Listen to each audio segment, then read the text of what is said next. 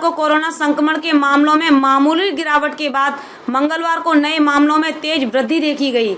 बीते 24 घंटे में 3,62,757 नए मामले आए। इस दौरान 3,285 लोगों की मौत से देश में कोरोना से अब तक हुई मौतों का आंकड़ा बढ़कर 2 लाख से अधिक हो गया है। ऐसा पहली बार है जब कोरोना से इतनी तादाद में मौतें हुई और नए मामले सामने आए।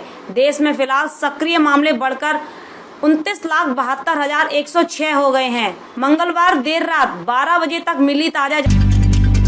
देश में कोरोना का संक्रमण तेजी से बढ़ रहा है। इसी बीच भारत में तेजी से कोरोना टीकाकरण भी चल रहा है। भारत में लोगों को लगाई जा रही दोनों वैक्सीन को लेकर एक अच्छी खबर सामने आ रही है।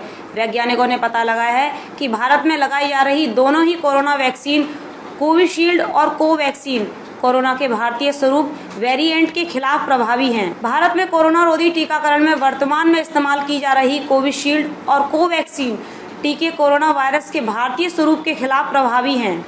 वैज्ञानिक एवं औद्योगिक अनुसंधान परिषद CSIR विधानसभा चुनाव की मतगणना 2 मई को होगी। परिणाम घोषित होते ही पश्चिम बंगाल विधानसभा में नवनिर्वाचित विधायकों का शपथ ग्रहण शुरू हो जाएगा।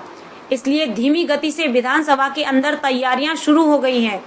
चुनाव जीतने के बाद चुने हुए प्रतिनिधियों को विधानसभा में एक फॉर्म भरना होता है। अभी के लिए उस फॉर्म की छपाई लगभग फाइनल हो चुकी है। 2 मई को परिणामों की घोषणा के बाद हालात कैसे रहते हैं उस पर विधानसभा के अधिकारियों से लेकर कर्मचारियों तक की नजर है, क्योंकि कोरोना संक्रमण की दूसरी लहर में पूरा देश कोरोना की लहर से परेशान है। कोरोना मरीजों को बेड के साथ ऑक्सीजन की किल्लत से भी जूझना पड़ रहा है। Indian institute of science education and research IISER ने कम कीमत के ऑक्सीजन कंसंट्रेटर ऑक्सीकॉन का आविष्कार किया है।